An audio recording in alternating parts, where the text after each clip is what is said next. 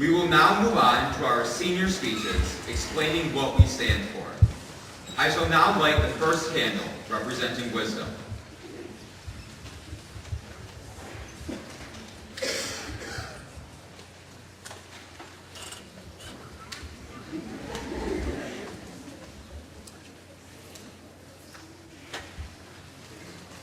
Our first speech is on character. Our speaker is Caitlin Lemry.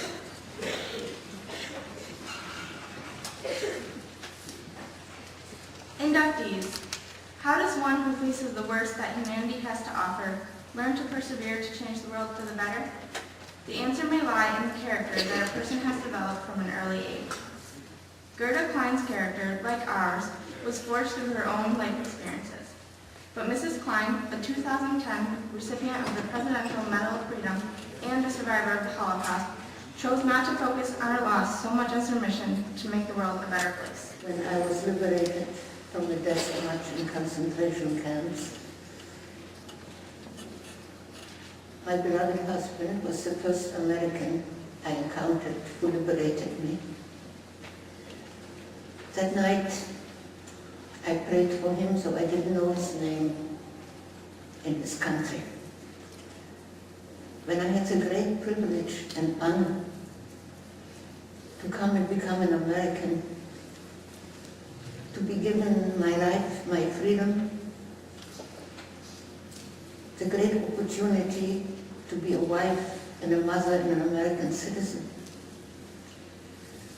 I tried in whichever way I could to give back to this beloved country all that it has given me, fulfilling dreams I never even know how to dream. And to think that today my country is thanking me is something almost incomprehensible that I cannot in any way articulate. I don't believe anything inspired me.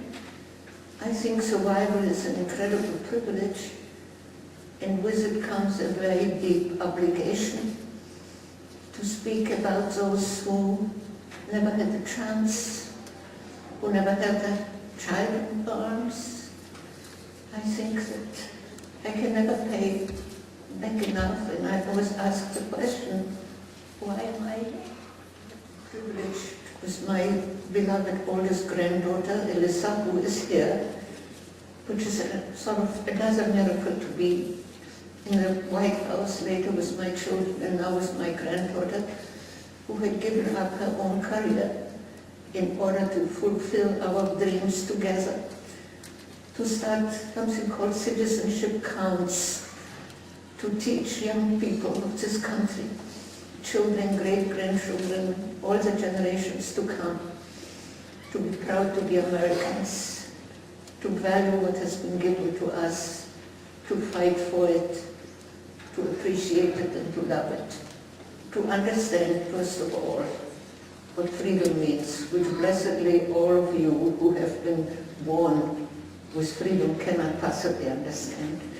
And for young people to look back and see what this country has done all over the world.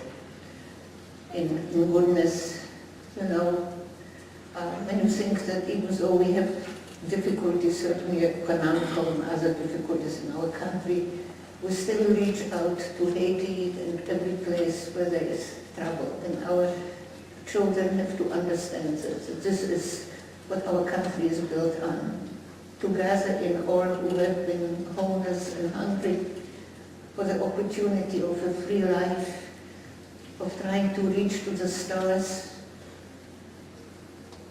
And to me, the dream is, and I will believe that the children of our country will fulfill it, that every child in every corner of the world, of every race, of every religion, of every color, should be able to look to the stars and dream their own dreams in freedom.